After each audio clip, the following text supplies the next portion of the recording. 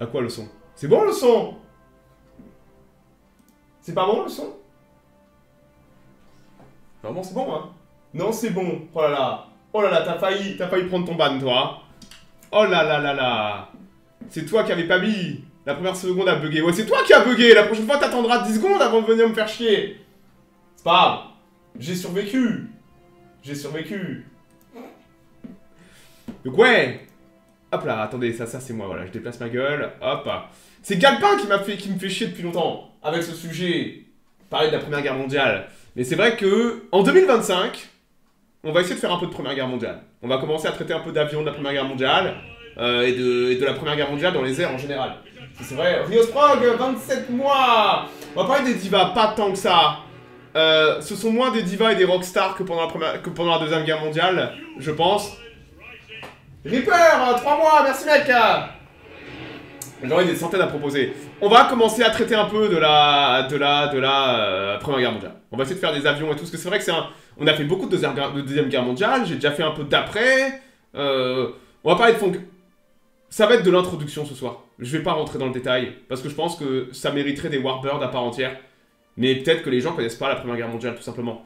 Les gens sont peut-être pas familiers avec la guerre aérienne pendant la Première Guerre mondiale. Je pense que tout le monde connaît le Baron Rouge, von Richthofen. Est-ce que Manfred von Richthofen n'est pas le pilote le plus connu de l'histoire de l'aviation? Je pense que si. Tout le monde a entendu parler au moins une fois du Baron Rouge. Même si l'image d'Épinal est bien loin de la réalité par rapport à ce qui était le personnage et ce qu'il a fait, accompli.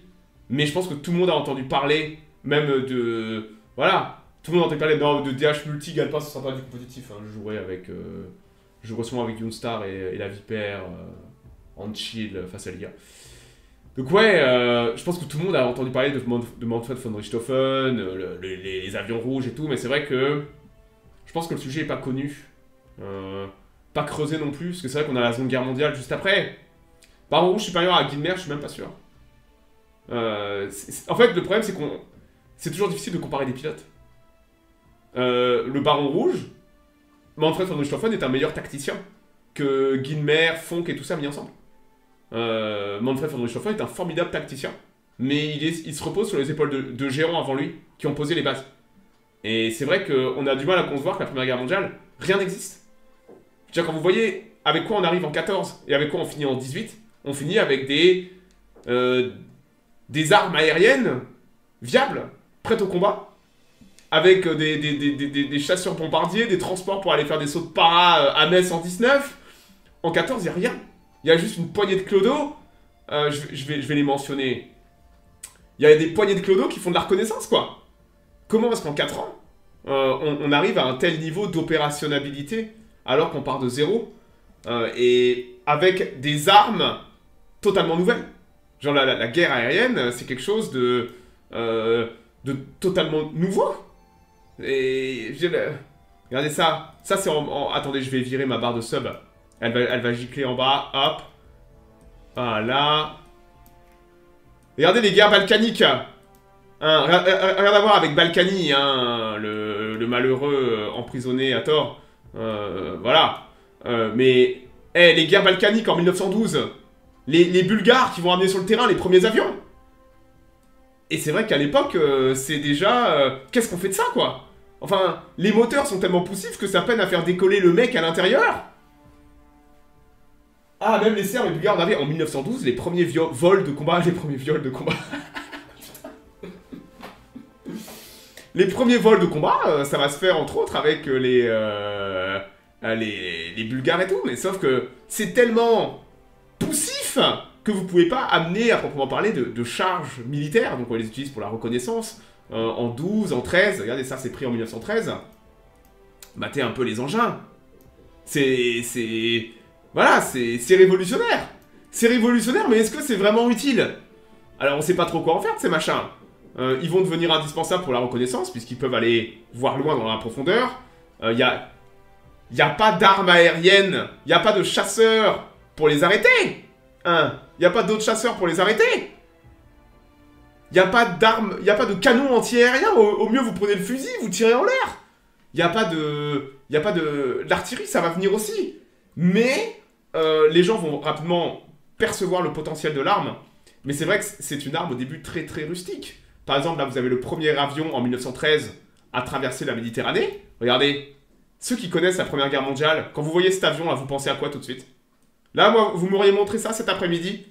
Je vous aurais dit que c'est le Fokker. C'est le Fokker... le Fokker allemand avec la mitrailleuse qui passe à travers je crois que c'est le Fokker, le M5, c'est la version de reconnaissance, je crois. C'est le Morane Saulnier, absolument. Ça, c'est le Morane Saulnier type H, pardon.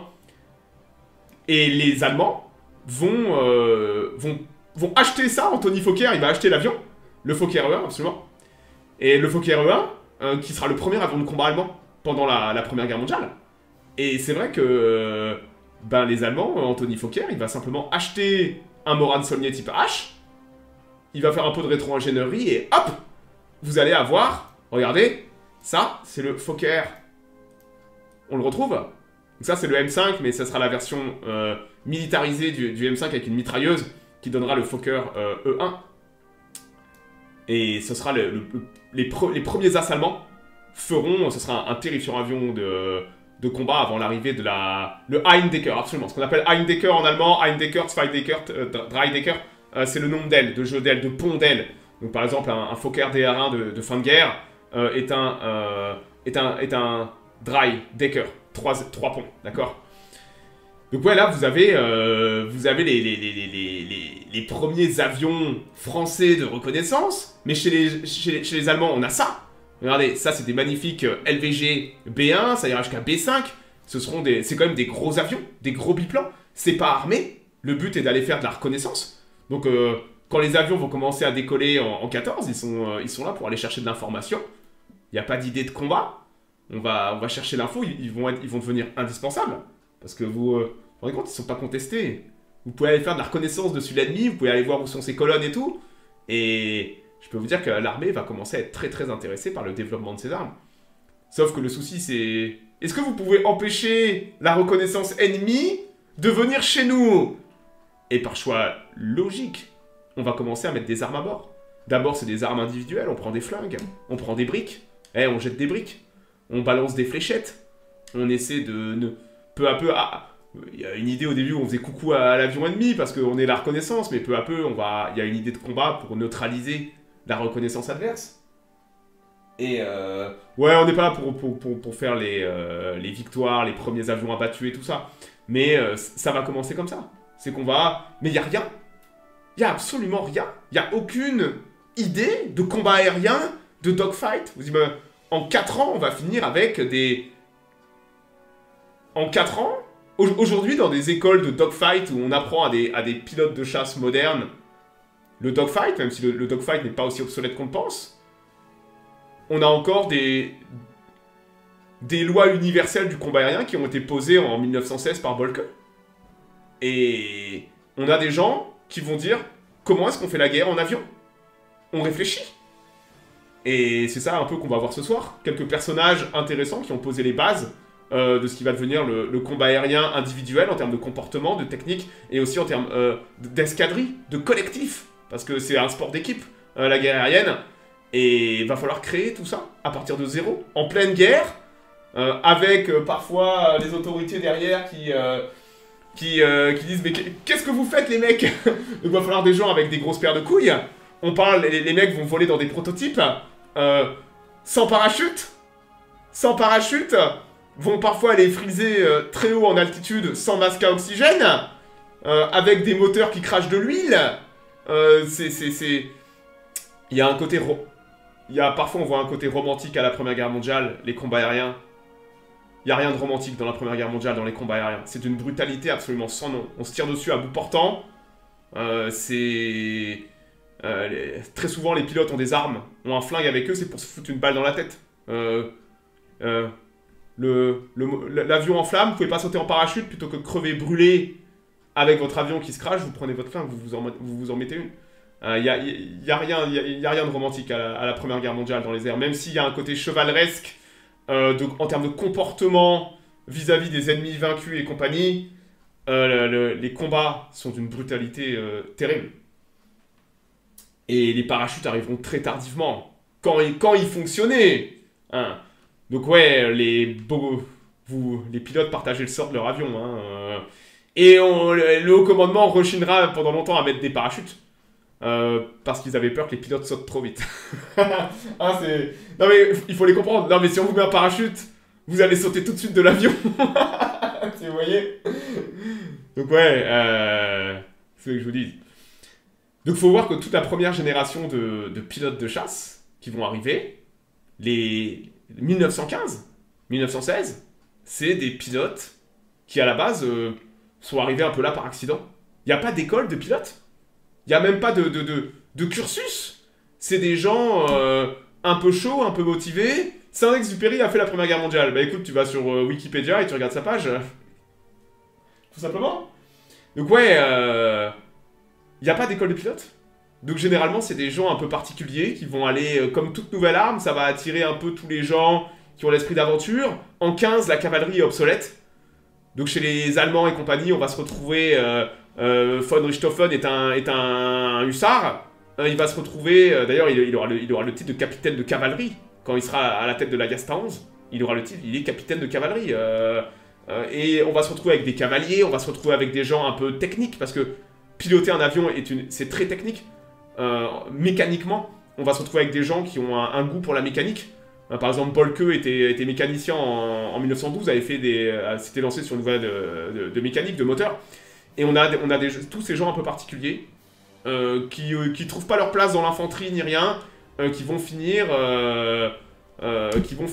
C'est pas une arme de la noblesse, mais vous avez énormément parfois de fun et compagnie, ou des gens, ou des techniciens qui vont se retrouver là-dedans. Par exemple, Fonck est un technicien. S'il est aussi bon en tir, Fonck, c'est qu'il comprend la balistique.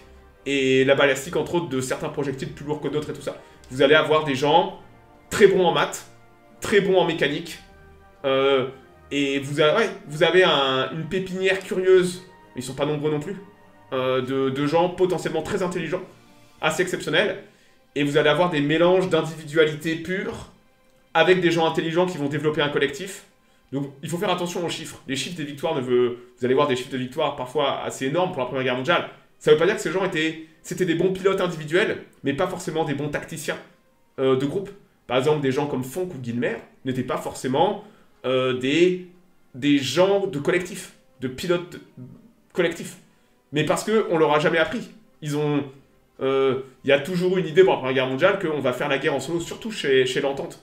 Les Allemands ont eu la chance d'avoir une génération dorée, une double génération dorée, qui sont parvenus à mettre du collectif dans la guerre aérienne, beaucoup moins chez l'Entente. Et ça va se ressentir où on fait la guerre de façon individuelle.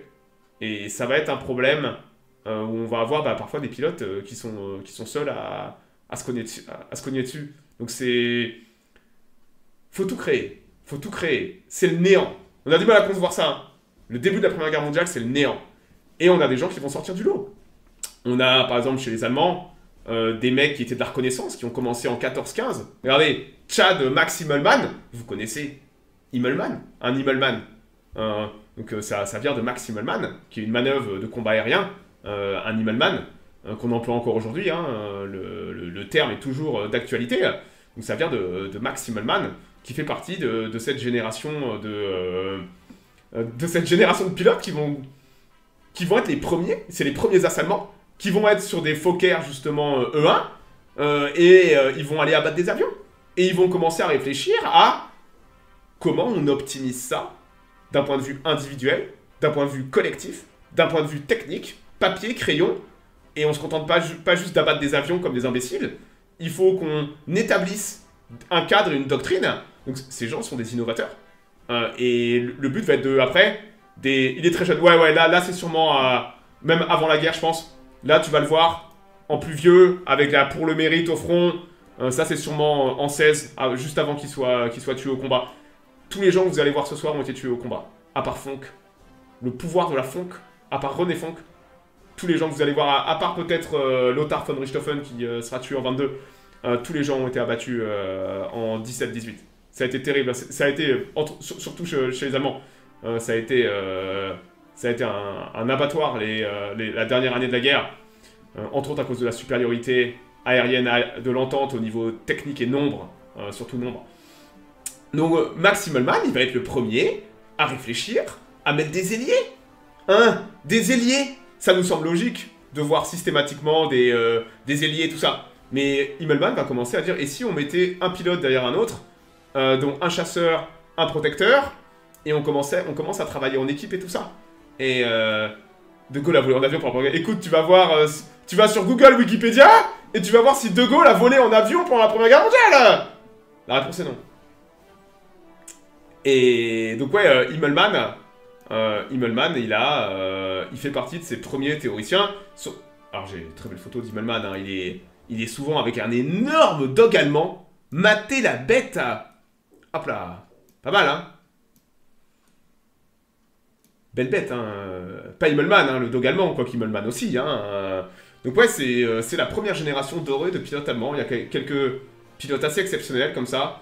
Immelmann, c'est pas... Je veux dire, c'est 15 victoires, Immelmann. Il y a énormément de gens, tant dans l'entente que chez les Allemands, qui sont largement au-dessus de lui. Si Immelmann est resté dans la postérité, c'est pour ce qu'il a posé comme base du début du collectif, au niveau combat, et de la manœuvre aérienne. Voilà. Donc Immelmann fait partie de ses précurseurs. C'est les premiers Allemands, c'est les premiers à avoir... les tout premiers à avoir les pour le mérite et tout ça, des mains du Kaiser. C'est un fondateur, absolument. Mais le plus gros fondateur... Attendez, j'ai encore des très belles photos de Immelmann. Donc là, regardez, il est avec son E1. Donc il n'y a rien d'autre que la version modifiée du Morane Saulnier de chez Fokker. Et il est sur son... Regardez, là, il prend la pause devant le E1. Donc ils vont avoir leur première victoire aérienne en 15 avec ce genre de machine. Donc ouais, sans moteur. Ouais, c'est juste un... Il n'y a même pas la mitrailleuse, rien. C'est juste un squelette. Mais ça prend la pause.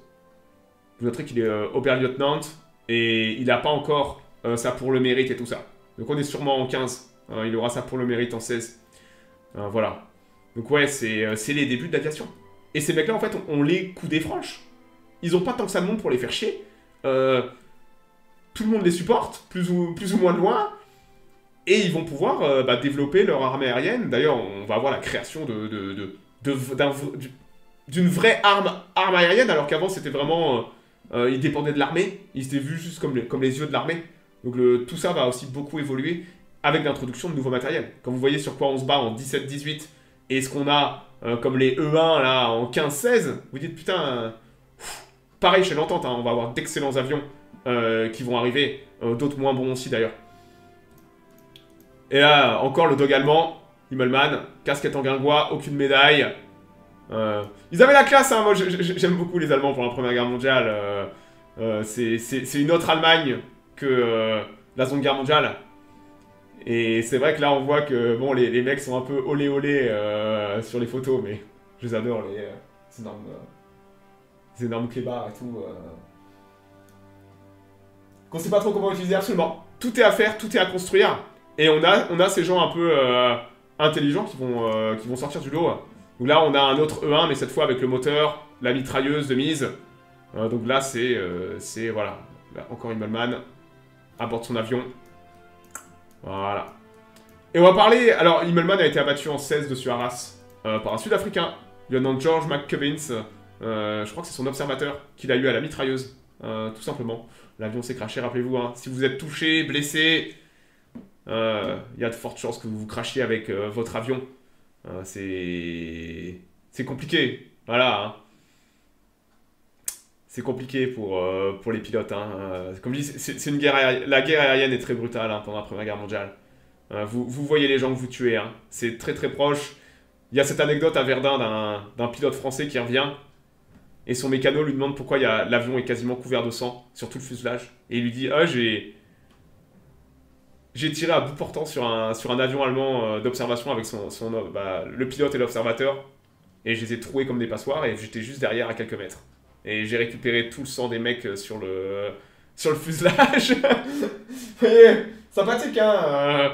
Donc ouais, le côté chevalier du ciel, oubliez cette image d'Épinal. Hein. Ces gens étaient un peu cinglés pour monter dans des avions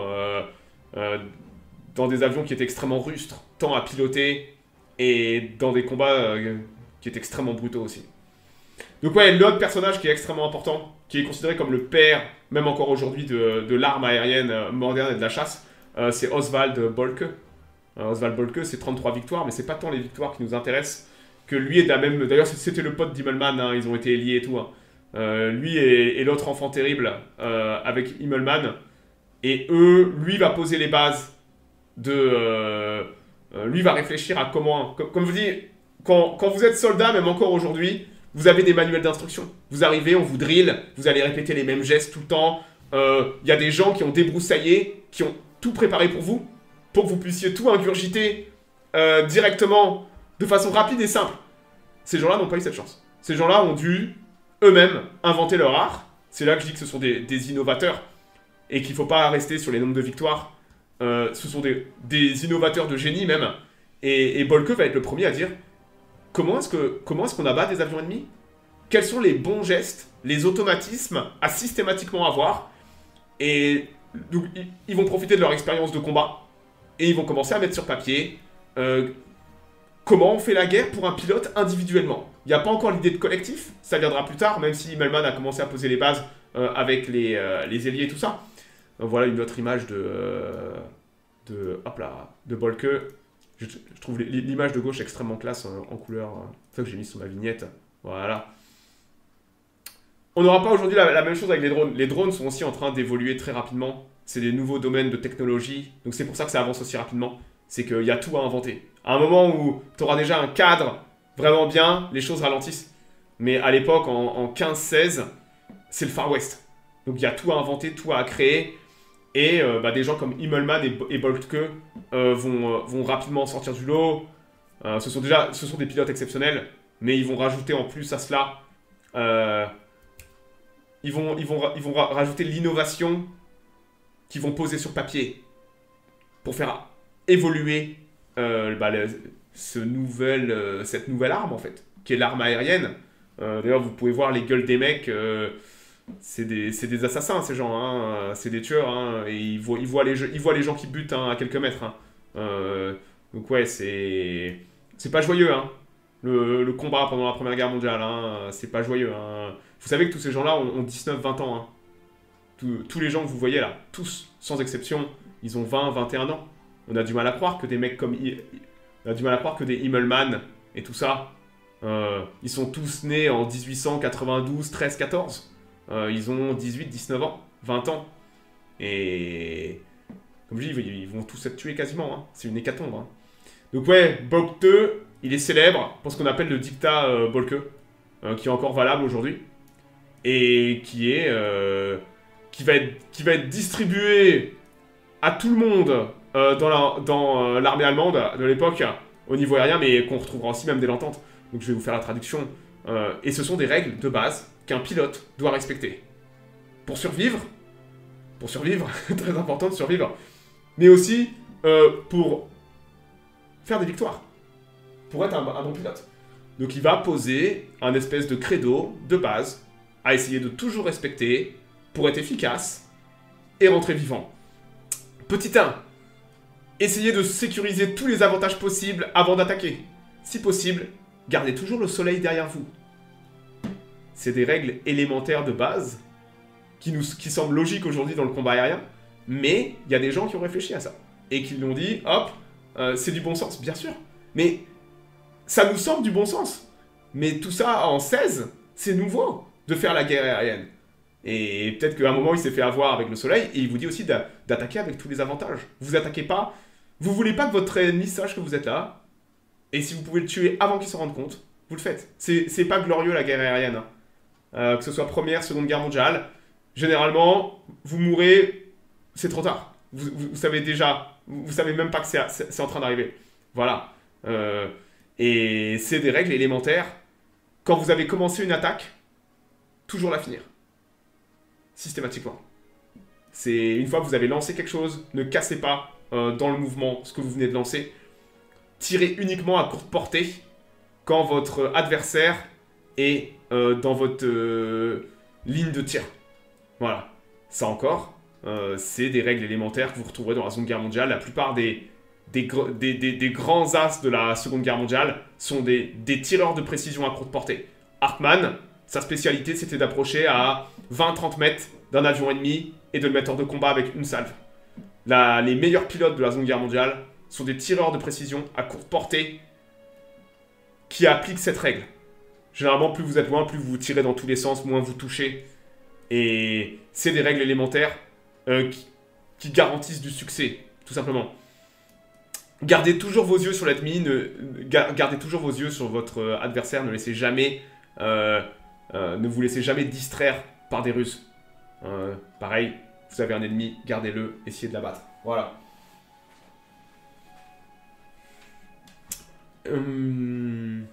Essayez toujours, il est essentiel de choper votre ennemi par derrière. Hein. Et si votre adversaire pique sur vous, n'essayez pas de plonger ou d'éviter. Montez à sa rencontre. Voilà. Donc ouais. Quand vous êtes dessus les lignes ennemies, n'oubliez jamais par où vous allez battre en retraite. Donc ça veut dire quand vous allez au combat, n'oubliez jamais que comment vous allez vous extirper du combat. Souvent vous êtes pris dans le feu de l'action et d'un coup vous êtes isolé et vous êtes paumé. Donc toujours gardez en tête par où je dois partir. Surtout avec des instruments à l'époque qui étaient extrêmement sommaires. Donc tout ça c'est un mode d'emploi pour jeunes pilotes, de règles à respecter pour rester en vie. C'est pas juste des règles de combat. Et après vous avez un début de pensée collective pour le Staffel, donc pour l'escadrille, attaquer sur le principe de groupe de 4 ou de 6, ce qui est... Là, on fera plus ça pour la Seconde Guerre mondiale, mais il y a une idée, un début, et quand le combat commence et que tout le monde part dans toutes les directions, essayez de ne pas vous focaliser à plusieurs avions sur un seul. Donc ouais, vous avez... donc ça, ça va rester en... Pendant toute la guerre et même après, ce sera le guide d'emploi à toujours respecter. Von Richthofen, qui est considéré comme un des as les plus prolifiques de la guerre, va appliquer ça jusqu'à la fin de la guerre. Von Richthofen, contrairement à son frère qui était complètement taré, appliquera le dictat Bolke systématiquement, et ça fera de lui un pilote... c'est pas encore 4 ou 6 aujourd'hui un vol. Non, ça a changé même pendant la Seconde Guerre mondiale. Les Allemands ont totalement révolutionné par rapport à la Royal Air Force et tout ça. Ça a beaucoup évolué, mais c'est les débuts. Voilà. Donc ouais, c'est ce qu'on appelle le dictat Bolke, donc le mode d'emploi Bolke de n'importe quel pilote. Et ça, c'était donné à toutes les escadrilles allemandes. Et c'est vrai que c'est... Ben, c'est important parce que avant ça, il n'y avait rien. Il n'y avait rien sur comment un pilote... Vous êtes un jeune pilote, on vous dit attention au soleil, attention à comment vous attaquez, à comment vous tirez. Faut pas juste bam bam bam bam bam, et puis non... Apprenez à tirer de près, soyez précis. Et plus vous êtes prêt, plus vous avez de chances de toucher, parce que moins il y aura de problèmes de balistique. Là-dedans, il y a déjà tous les problèmes de base que peut rencontrer un pilote, que ce soit au niveau du combat, avec en plus de la petite touche, avec la petite note qui va bien pour commencer à introduire du combat d'escadrille. Donc Bolke est quelqu'un... D'ailleurs, il est encore aujourd'hui... tout le monde connaît von Richthofen. Si vous êtes un peu plus technique, Oswald Bolke est plus important que von Richthofen. Il a posé les bases de ce qu'est l'aviation moderne. D'ailleurs, regardez, vous trouvez même des bouquins sur Bolke et sur son influence moderne. D'ailleurs, la médaille que vous voyez autour du cou, là, pour le mérite, ils en ont pas donné beaucoup pendant la Première Guerre mondiale. C'était la médaille des pilotes au bout de certaines victoires. Donc vous avez Hermann qui l'a, vous avez Rommel qui l'a. Il l'a récupéré à Caporetto avec les Gebirgsjäger. Et vous avez, voilà, vous avez généralement les pilotes, c'était la médaille des pilotes. Pour le mérite en français. Eh oui, en français. Pour le mérite. Voilà. Elle est moche cette médaille. Ouais, c'est vrai c'est pas la plus jolie, mais l'important c'est le symbole. Voilà. Donc ouais, voilà pour Immelmann. Bolke sera tué au combat dans une collision. Collision aérienne avec un ailier pendant un combat. Malheureusement, c'est des choses qui arrivaient, vu que tout ça, ça volait très très près. Donc ouais, Bolke en 16, il va être tué. 16 ou 17, en 16 je crois. Donc ouais, Immelmann, Bolke, c'est la première génération. Ils vont faire 2 ans de guerre avant d'être tués. Mais ils vont avoir le temps de poser les bases. Et surtout, ils vont ouvrir la porte à une nouvelle génération incroyablement talentueuse qui va construire sur ce que on fait. Vous avez, j'ai quelques noms connus, Werner Voss, qui lui sera tué en fin 17, qui était à 48 victoires. Vous noterez qu'ils ont tous là pour le mérite. Hein. C'était des escadrilles d'As hein, à la fin. Hein. La Jasta 11 de von Richthofen. Il y avait que des As là-dedans. Hein. Vous connaissez pas mal de ces noms, hein, de certains qui ont survécu. Ernst Udet, Hermann Göring, von Richthofen qui lui sera tué au printemps 18. Von Richthofen, un petit mot sur von Richthofen. Le Baron Rouge. Alors, ouais, von Richthofen, c'est un ancien cavalier. Hein. Comme beaucoup, bah, la cavalerie servait plus à rien en 1915 avec la guerre de tranchées. Et on voulait pas être un fantassin. Donc d'un coup, l'arme aérienne était un peu prometteuse. Oh oui, non, mais il y a un paquet de pilotes de la Seconde Guerre mondiale qui parfois étaient assez âgés et qui avaient fait le coup de feu pendant la Première Guerre mondiale. Donc ouais, je rentrerai un jour dans le détail de ce personnage. Parce que c'est... Il est généralement connu pour ses victoires et sa postérité. C'était un redoutable tacticien. C'était un grand fan de Bolke. Et il a récupéré tout ce que Bolke a fait. Et il a remonté le niveau. Et il va... si son escadrille va être aussi victorieuse en 17 et au printemps 18, il va appliquer les premières règles de combat à grande échelle dans des staffels, dans des escadrilles. On va commencer à se battre par échelon d'altitude. C'est-à-dire qu'on va commencer à attirer l'ennemi. On va attirer volontairement l'ennemi à une certaine altitude. Et on va commencer à faire tomber les avions pour aller les intercepter et tout ça. Il va faire monter l'échelle encore plus haut. Ce qui est assez unique à l'époque. Personne ne fait ça. Comme je vous dis, on a des gens très talentueux dans l'entente. Des pilotes exceptionnels. Il n'y a personne qui a ce génie tactique. Et ça va... Si les Allemands vont être aussi bons à la fin de la guerre alors qu'ils sont effondrés sous le nombre, sous la mauvaise qualité aussi de leur essence et tout ça, c'est parce qu'ils ont cette supériorité tactique qui vient de gens comme von Richthofen et des gens qui passeront après lui au niveau commandement. Vous avez son avion peint en rouge. C'est pas son avion qui est que peint en rouge, c'est toute l'escadrille. Attendez, est-ce que j'ai des photos du cirque volant Kurt Wolf. Est-ce que ça, c'est pas... Ah non, ça c'est encore un autre avion. Ça, c'est un Albatros D3.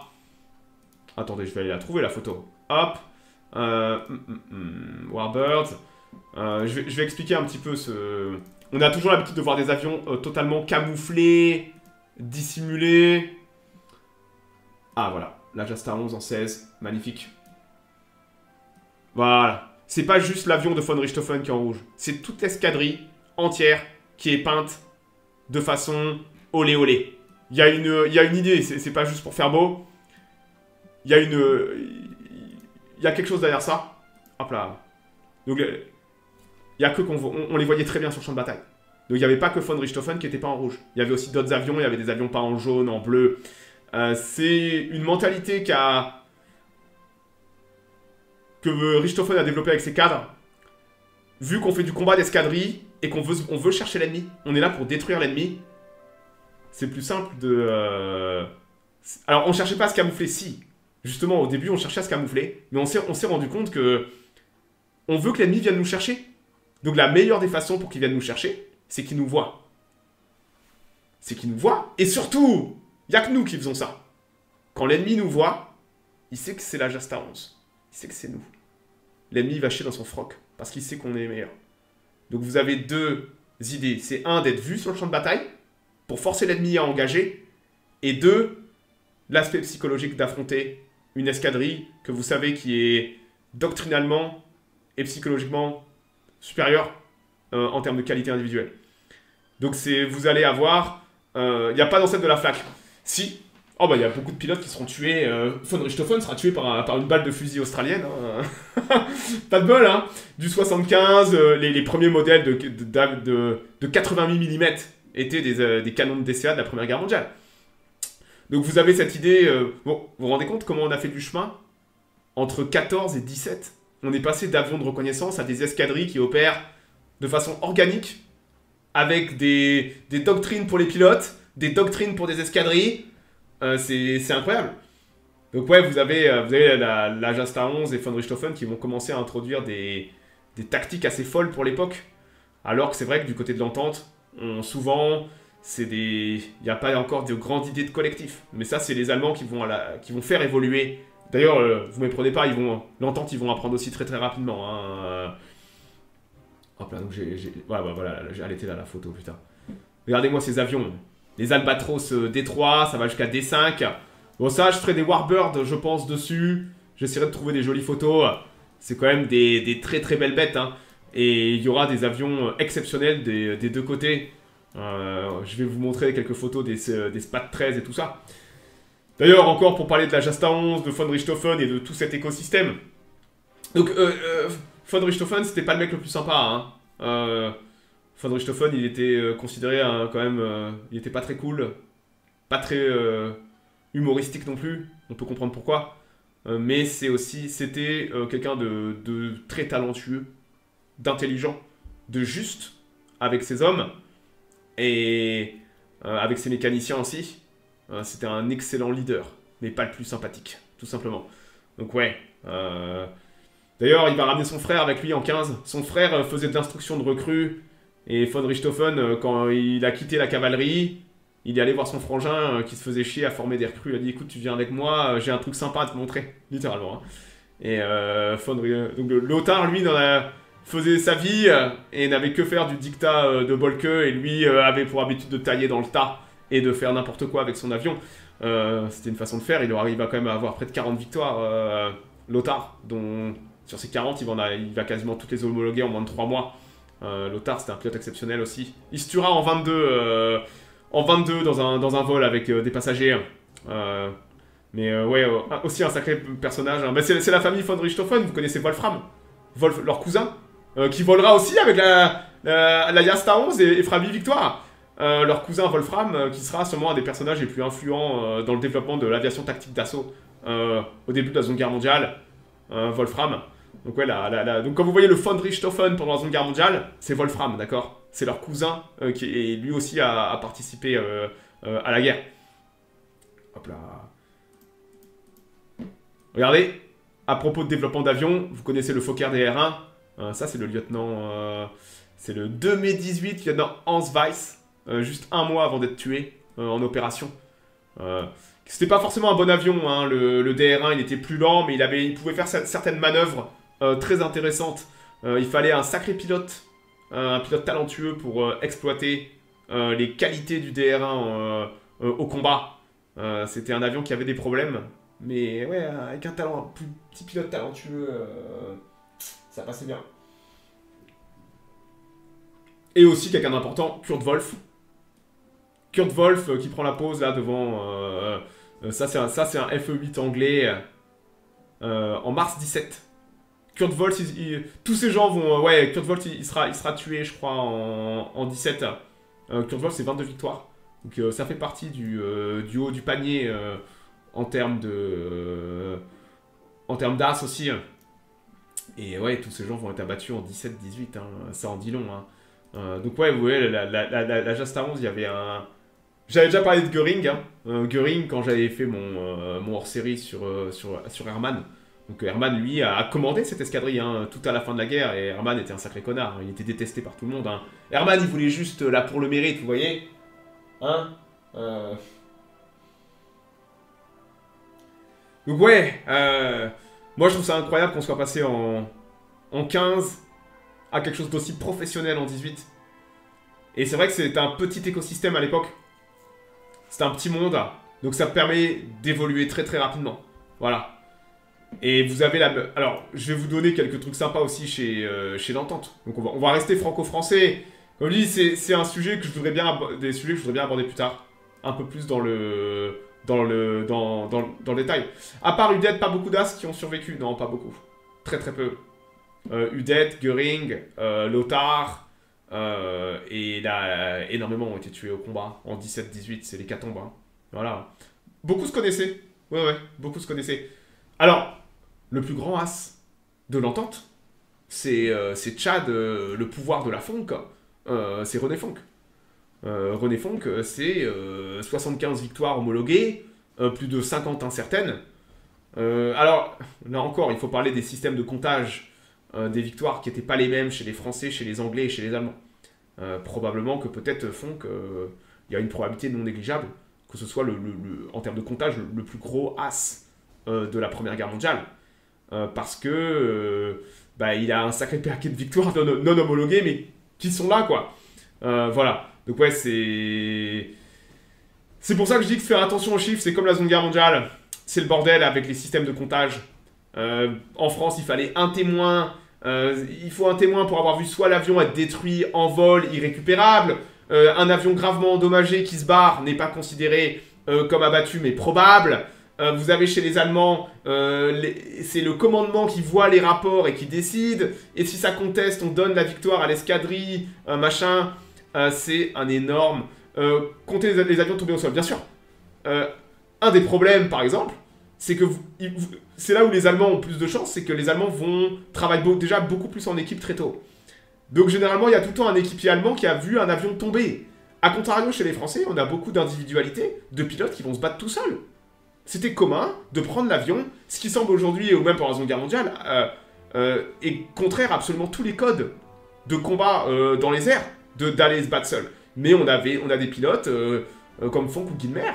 Le système de comptage était le plus sévère. Ça dépend.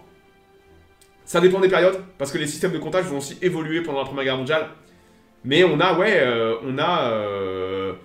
des mecs comme Fonck qui vont faire du tir tout seul, et sauf que personne n'est avec eux pour confirmer. Donc ils espèrent qu'au sol, vu qu'on se bat sur les lignes de front, il y a des soldats qui ont vu les avions tomber, donc ils sont capables de dire « Ah bah là, à cette heure-là, on a vu un avion tomber », et Fonck dit « Ah bah à cette heure-là, j'ai abattu un avion », corrélation, et tout ça. Donc tout se fait par rapport et tout ça, et on se retrouve avec Fonck, qui a près de 40% de ses victoires, qui ne sont pas homologuées. Parce que si sa victoire, il l'a dessus les lignes allemandes, il y a peut-être personne pour avoir vu l'avion, il n'y a pas de ciné-mitrailleuse, et non.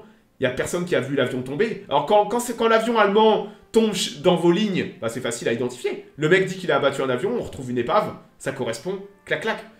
Mais c'est vrai que le comptage des victoires est un énorme problème chez tout le monde. Et on a des scores parfois un peu curieux, comme Fonck qui a tellement de victoires non homologuées. Je pense pas que le gars soit de mauvaise foi, que dalle. C'est juste que le système de comptage est bordélique. Chez les Anglais, vous pouvez avoir plusieurs mecs qui ont la même victoire. Ou alors on fait des crédits de victoire, quand on voit pour la Seconde Guerre mondiale, des crédits de victoire, donc il y a des mecs qui sont à 0.15. Parce que quand vous avez 6 mecs qui ont abattu l'avion, de bonne foi, plutôt que de donner 6 victoires, écoutez, une victoire c'est un crédit, toi t'as récupéré 0.12 crédits sur la victoire. Voilà. En 16-17, les Allemands dépassaient déjà la ligne de front, absolument. Comme dit, il n'y a pas d'idée à l'époque d'aller chercher l'ennemi dans la profondeur. C'est pas dans la mentalité allemande.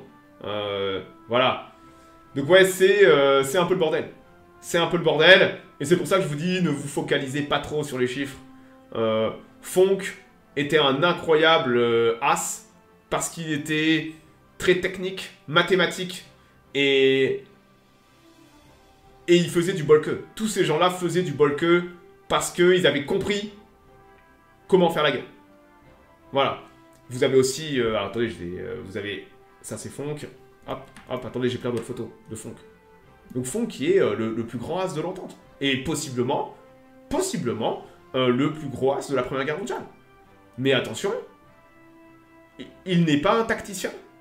C'est un excellent pilote individualiste, talentueux, mais comme beaucoup. Mais Fonck n'a pas... Comme je dis, c'est une époque très curieuse, où les individualités sortent du lot, parce que les gens sont bons, mais c'est pas les gens qui vont faire évoluer le domaine, en fait. D'ailleurs, Fonck va survivre à la guerre. Il n'y a pas beaucoup de survivants, hein. Putain. Il n'y a pas beaucoup de survivants, hein. Donc, Fonck il va mourir en 53, je crois. Après, il va faire une carrière en politique. Il est jeune, Fonck aussi, hein. On dirait pas comme ça, mais il est né en 94. En 1894, hein, Fonck. Hein.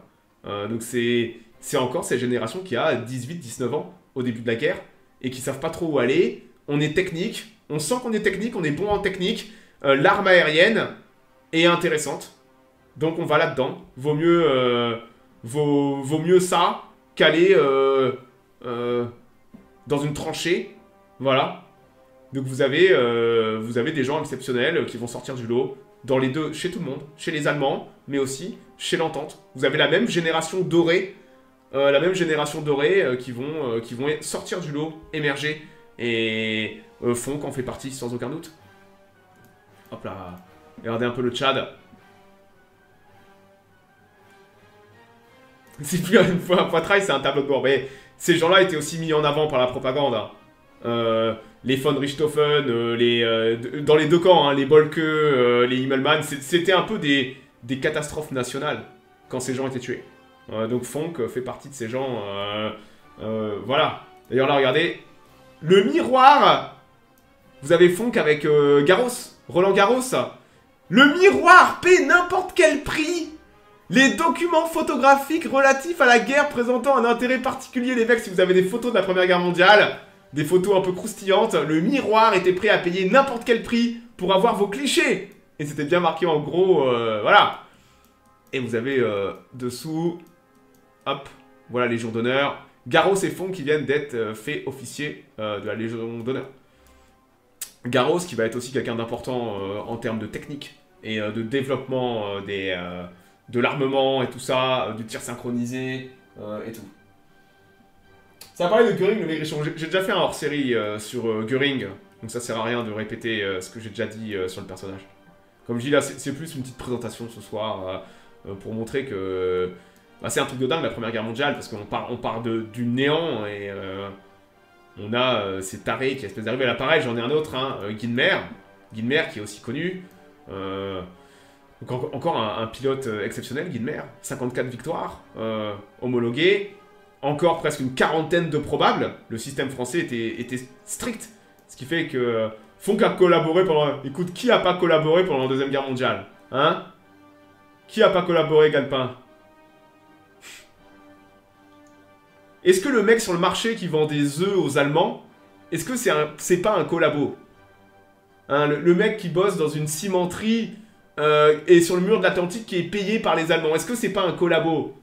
Moi je peux te dire que 90% des Allemands, des Français, voire même plus, des Français qui vivaient en France ont collaboré. À plus ou moins grande échelle. Faut arrêter d'être con. Et toi Galpin, t'aurais collaboré aussi, te connaissant, tu serais allé cirer les babouches du Hopman de la commandanture du coin pour pouvoir construire ta véranda à Orléans et pour avoir un permis de construire. Comme tout le monde, voilà. Interdit à la libération, bah oui, il fallait faire des exemples. Il fallait faire des exemples. Hop là. Qu'importe. Donc ouais, Guynemer, sûrement, mais bien sûr, parce que t'es humain, voilà. Donc ouais, Guynemer, pareil. Alors lui, Guynemer, il fait partie de ces jeunes gars qui ont la vingtaine. On a du mal à croire qu'ils ont 20 ans, ces mecs, hein, quand on voit les tronches, hein, Georges Guynemer. Super classe, hein. Le petit portrait, là. Donc lui aussi, Guynemer va être... c'est encore un individuel extrêmement talentueux. Et on sait même pas... Enfin, si on sait aujourd'hui, on pense comment il va être tué au combat. Mais il est mort tué les lignes allemandes, en fait. Donc c'est que très tardivement qu'on a découvert... comment il avait été tué, mais ouais, tué au combat. Guynemer, hein, tout simplement. Hein. Donc et c'est encore un pilote exceptionnel. C'est une époque terrible, hein. C'est une époque terrible. Non mais tous ces jeunes hommes, 18, 19, 20, 21 ans, c'est littéralement la même génération. Hein. Toute la même génération qui part à l'abattoir. Et ils ont tous, systématiquement, les mêmes cursus. Parce que c'est les mêmes nouvelles armes. Et... c'est tous les gens un peu brillants, un peu techniques. Cavallo, par exemple, parfois, qui veulent se reconvertir. Peut-être aussi des gens individualistes qui n'aiment peut-être pas trop le commandement ou l'autorité. C'est des choses qu'on retrouvera souvent dans l'aviation, Première, Seconde Guerre mondiale. Des gens avec des problèmes d'autorité, où l'aviation permet d'être un peu plus laxiste sur certaines choses. C'est pas l'infanterie, quoi. Voilà. Et Guynemer, quand il va mourir, ça va en 17, ça va être un désastre national aussi. Un désastre national. Parce que il avait été mis par la propagande, Guynemer, en avant. Et on fera même en 40, il y aura un timbre Georges Guynemer et tout ça. Donc ça fait, ouais, un grand pilote aussi. J'espère avoir l'occasion de rentrer un peu plus dans le détail sur les personnages. Bon, attendez, j'ai encore des jolies photos de Fonck, là, regardez. Le collabo, comme dirait Galpin. Hop là. Regardez ça. Classe, hein. Est-ce qu'on a une petite légende? Ah, le drapeau de l'aviation porté par Fonck qui est entouré de sa garde d'honneur le 21 juin. Écoutez.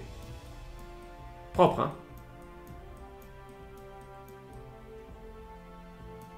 Et j'ai encore des photos. Eh, voilà, Fonck devant son avion. C'est un SPAD... C'est un SPAD 13, ça, ou un SPAD 12? SPAD 13, je pense. D'ailleurs, très intéressant de voir que certains de ces pilotes, comme je vous dis, étaient des techniciens. Par exemple, Guynemer avait une correspondance chargée avec les ingénieurs de chez SPAD. Et Guynemer s'était plaint que son SPAD 7 était sous-motorisé. Et...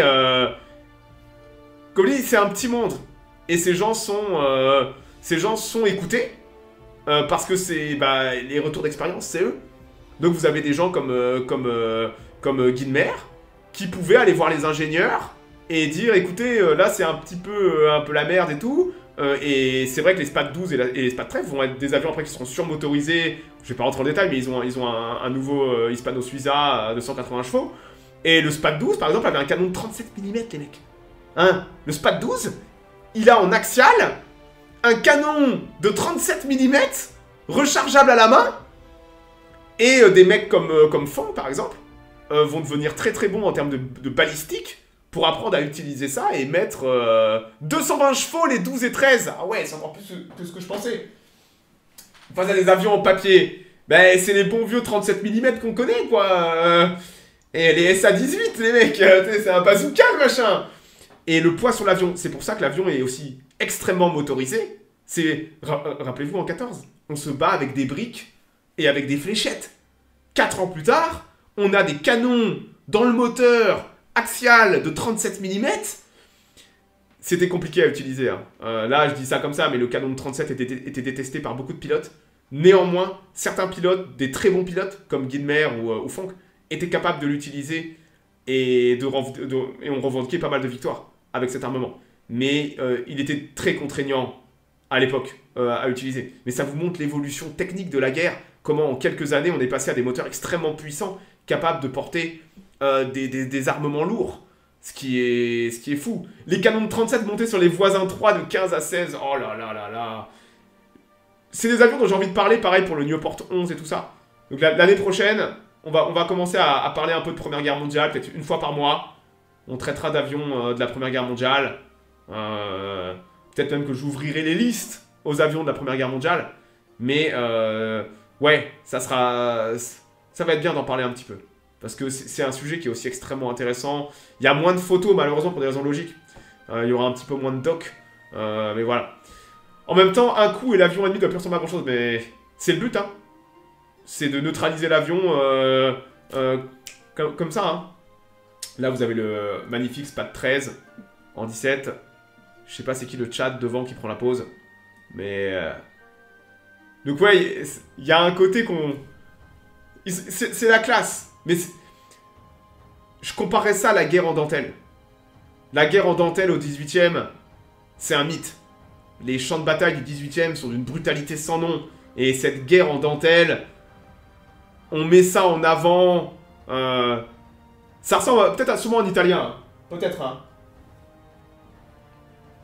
C'est Francesco Baracca. Un as italien?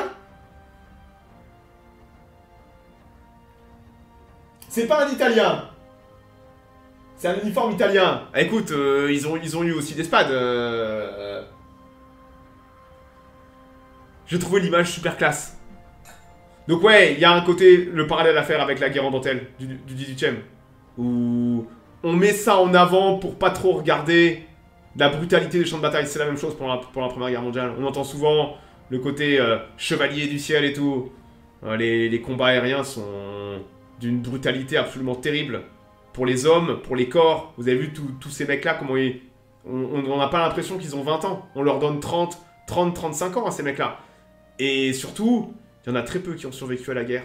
Tous les mecs qui ont fait 16, 15, 16, 17, ils ont tous été tués au combat quasiment. Là, le seul ce soir de vivant, c'est Fonk. Sinon, tous les autres, à part Lothar, ils ont tous été tués au combat en 16 ou 17 ou 18 pour certains. C'est un milieu terrible. Et le fait de ne pas avoir de parachute, je crois que c'est Udet. Je crois que c'est Ernst Udet qui a sauté en parachute. De mémoire. Je crois que Ernst Udet a été sauvé par son parachute. Il me semble. Et les parachutes vont arriver très très tardivement. Mais ça va sauver la vie à pas mal de pilotes. Bah ouais, ils avaient peur qu'ils sautent trop vite. Hein. La France a équipé l'aviation italienne et américaine. Vous savez que les SPAD, je crois qu'ils en avaient sorti 4000. Et il y en avait 8000 autres qui arrivaient. Hein. C'est pour vous dire, quand je vous dis que l'aviation allemande survit grâce à sa technique en fin de guerre, elle est écrasée sous le nombre. Les Allemands, à la fin, n'ont plus d'essence. Ça vous rappelle quelque chose? L'aviation allemande, en sous-nombre, plus de pilotes et écrasée sous le nombre. Voilà. Et c'est pour ça que les Allemands ont autant de pertes dans les 8 derniers mois de la guerre. C'est que c'est terrible, quoi. Comme théâtre d'opération. Voilà. Donc ouais, j'ai essayé de pas trop rentrer dans le détail, mais c'est au moins quelques noms. Si c'est juste pour parler de Richthofen, c'est pas intéressant. Mais là, c'est la naissance de l'aviation et du combat. El Giro! Moyen de monter un Français de ton choix.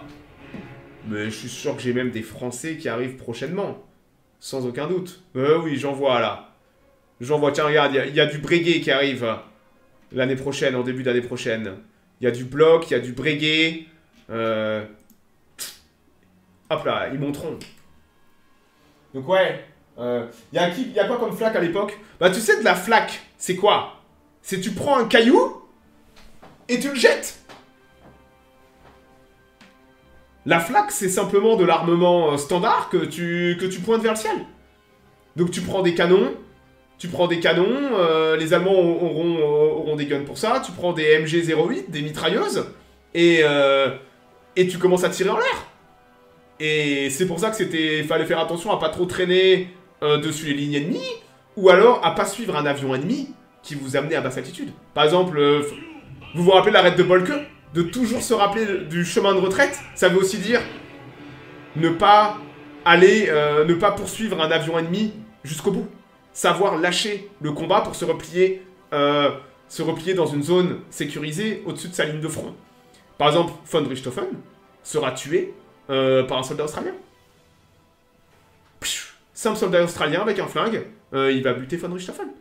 Von Richthofen, à l'époque, vous avez vu, von Richthofen, je vous ai dit qu'il appliquait sa méthode Bolke, son dictat, de façon permanente. On peut se poser la question, pourquoi est-ce que von Richthofen a poursuivi son avion, l'avion qu'il voulait abattre, parce qu'il a poursuivi un avion dessus les lignes alliées, les lignes de l'entente. Et il y a une théorie très intéressante aujourd'hui, von Richthofen a été gravement blessé en 1917, et il a eu un trauma crânien extrêmement grave, et même après ça, ça a été mal soigné. Et en 18, il avait beaucoup de maux de tête, il était aussi... son comportement a changé, il était beaucoup plus agressif, beaucoup plus colérique. Et on pense aujourd'hui que ça a influé sur sa façon de se battre au niveau aérien. Et que l'erreur qu'il a faite au printemps 18 de poursuivre cet avion dessus les lignes australiennes, il n'aurait jamais fait cette erreur en 17. Jamais, jamais. Et on pense que c'est simplement au fait que il a été gravement blessé et que la guerre a brisé ses jambes. Par exemple, Bolke est épuisé. Quand il fait sa collision aérienne en 16, Bolke, il est épuisé. Genre, il sort de 5-6 missions dans la journée. Et c'est la guerre qui ruine les gens. Les nerfs, la tension. Et c'est pour ça qu'ils ont tous l'air extrêmement vieux. La fatigue. La fatigue, l'épuisement, les blessures tuent à la longue, en fait. Et vous vous retrouvez à faire des erreurs. Il a pas eu son sang-froid, probablement, peut-être aussi. Mais la fatigue et tout ça influe. Et c'est pour ça qu'on a autant de pilotes qui meurent de la sorte. Comme dit, on est bien loin de la chevalerie de la Première Guerre mondiale avec les grandes anecdotes et tout ça. on paye pour les obsèques du mec qu'on a abattu. Ouais, ouais, c'est bien beau tout ça. Mais le combat aérien en lui-même est extrêmement brutal pendant la Première Guerre mondiale. Combien de sorties par jour? Beaucoup. Tu sais, tu peux facilement faire 8 sorties par jour. Si ta base est vraiment proche et tout, tu peux faire 8 sorties par jour à partir de 6h du mat. Et... ouais, quand tu fais ça tous les jours, sans permission, à un moment, tu pètes les plombs, hein. Voilà. Hein. Ils n'avaient pas de la drogue comme Phare deuxième. La drogue n'est pas une bonne chose. Tu peux voler avec de la drogue. Pendant la Seconde Guerre mondiale, tu pouvais prendre de la benzédrine. Les pilotes alliés tournaient à la benzédrine. Au bout d'un certain temps, tu vas devenir dangereux pour toi-même. Parce que la drogue va inhiber certains caractères au niveau de prise de conscience du danger et tout ça. Tu vas commencer à faire des conneries. La drogue ne résout pas... tu veux pas voler comme ça. Parce que tu vas être dangereux pour toi-même, mais aussi pour tes équipiers, tu vois. Tu vas commencer à aller poursuivre un avion ennemi au-dessus des lignes adverses, ce que tu n'aurais jamais fait. Et c'est la fatigue et l'épuisement qui font ça. Klosterman décrit très bien ça dans le Grand Cirque, absolument. Klosterman était sous benzédrine, comme quasiment tous les pilotes. Et il décrit très bien les dangers de la médication pour des pilotes. Et des conséquences que ça a sur la qualité et performance du vol. Et vous savez qu'à l'époque, tout ça, c'était totalement nouveau, au niveau médical et tout. Pendant la Seconde Guerre mondiale, on le découvre, mais ce qu'on appelle l'obusite et tout ça, même le PTSD et tout, à l'époque, on savait pas ce que c'était. Et même chose avec l'épuisement nerveux. On assimilait ça de la lâcheté. Ah, t'es épuisé, t'es lâche. Et c'est vrai que le manque de connaissances a tué beaucoup de gens au niveau médical. A tué énormément de pilotes. De pilotes, mais aussi de soldats, sans aucun doute. Bon, je vais m'arrêter là. Quelle heure il est? Allez, d'ici une petite demi-heure, je relance le stream. Puis on ira chill avec les hauts elfes. On va continuer le petit run. Et demain, je ferai du Panzer Corps en début d'après, mais il y a un fille qui sera là en soirée. Et on ira continuer notre petit run sur Factorio. Minute géopolitique jeudi. Petite minute géopolitique. Je parlerai du mois de décembre catastrophique qu'ont eu les Allemands avec leur production électrique et les conséquences que ça a pour leurs voisins. Bon, je m'arrête là. Passez une bonne soirée.